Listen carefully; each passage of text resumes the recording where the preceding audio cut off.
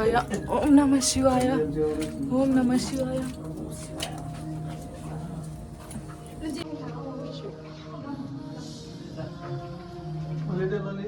నిదానం పిలుచుకొని రా.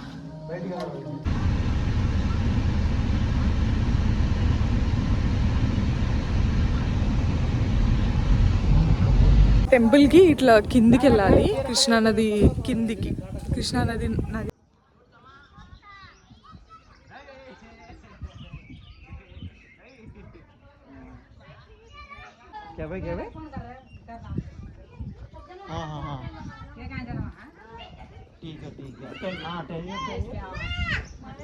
హాయ్ అండి, welcome back to our channel అయితే Bhogaraju. Welcome back to another vlog. So first అయితే మీకు లొకేషన్ చూపించేస్తా. కృష్ణానది, అది కూడా మనం ఏపీ తెలంగాణ బార్డర్లో ఉన్నాము. అది కనిపించేది తెలంగాణ, ఇది ఏపీ. ఇప్పుడు నేనున్నది ఏపీ. కృష్ణానది ఒడ్డున అది కూడా స్వయంభుగా వెలిసిన శివలింగం. అది కూడా గుహ లోపలికి పాతకాలంలో అయితే ఇంకా పాక్కుంటూ లోపలికి వెళ్ళేవారు. ఇదే ఆ టెంపుల్, దైద అమరలింగేశ్వర స్వామి టెంపుల్. మీకు టెంపుల్ కూడా ఇప్పుడే చూపించేస్తా. ఇప్పుడు ఇది కృష్ణానది కదా, కృష్ణానది ఆనుకొని ఈ గుహ లోపల స్వామివారు ఉన్నారు. ఫుల్గా ఉంది చూడు. అభిషేకం టికెటా తీసుకున్నాను. ఇది టెంపుల్ లోపలికి దారి.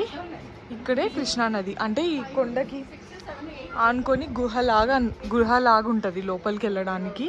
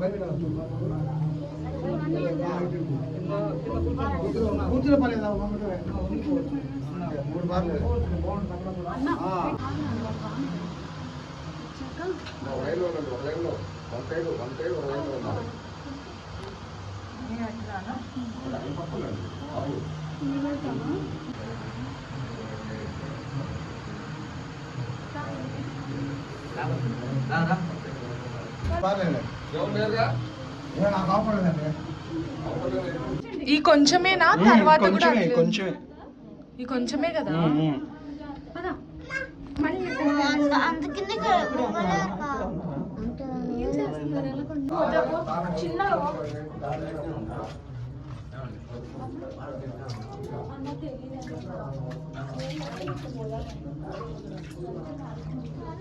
అమ్మో. ఓం నమ శివాయ. ఓం నమ శివాయ. ఓం నమ శివాయ.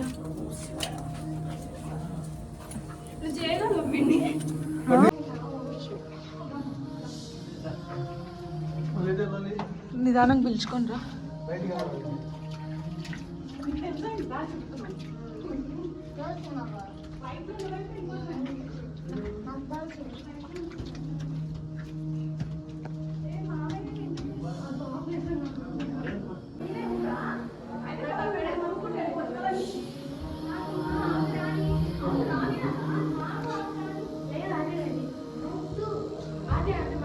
బయటికి వెళ్ళడానికి ఇది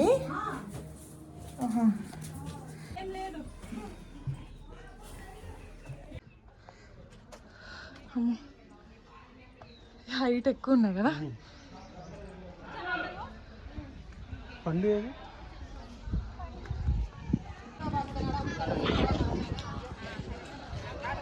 ఫస్ట్ టెంపుల్ లోపలికి అయితే ఇట్లా వెళ్ళాలి. మనం కిందికి వెళ్ళి దేవుని దర్శనం చేసుకొని మళ్ళీ ఈ సైడ్ బయటికి వస్తాము.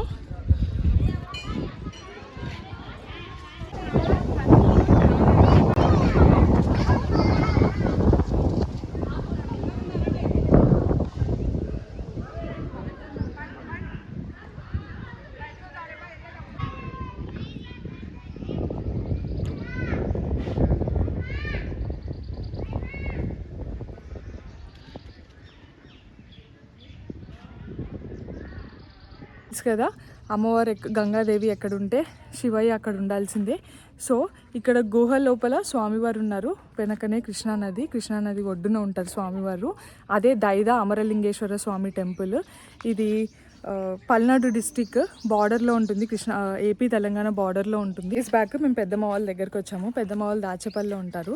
సో అక్కడ నుంచి ఇక్కడ దగ్గర కాబట్టి స్వామివారి దర్శనం ఇప్పుడే అయిపోయింది.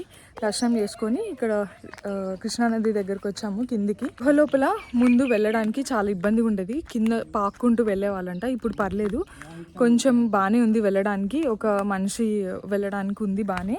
అండ్ మనం వెళ్ళేటప్పుడు ఒక రూట్లో వెళ్తాం, పైకి వచ్చేటప్పుడు ఇంకొక రూట్లో వస్తాము. జాగ్రత్త కింద ఉంటాను, దొల్లుకుంటూ వెళ్ళిపోతే.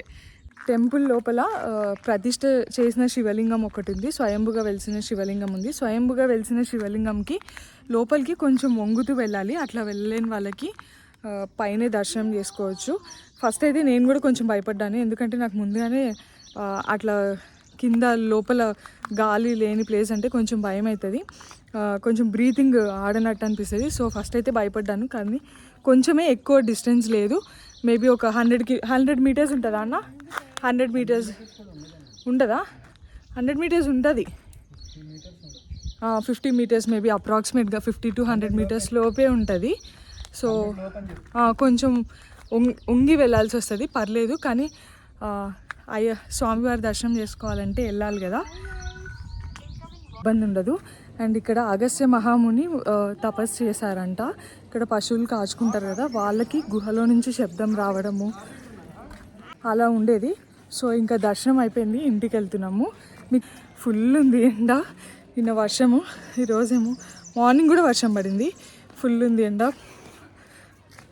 కరెక్ట్గా ఇంకా దర్శనము టైమింగ్స్ ఉంటాయి, ఒకసారి కనుక్కోండి అండి ఇక్కడికి వచ్చేవాళ్ళు. హోప్ మీకు ఈ వీడియో నచ్చింది అనుకుంటున్నాను, తెలుసు కదా. నచ్చితే లైక్ చేసి షేర్ చేయండి, అండ్ అస్సలు మర్చిపోవద్దు కమెంట్ చేయండి. ఇంకా మన ఛానల్ని సబ్స్క్రైబ్ చేసుకోండి. Thanks for watching.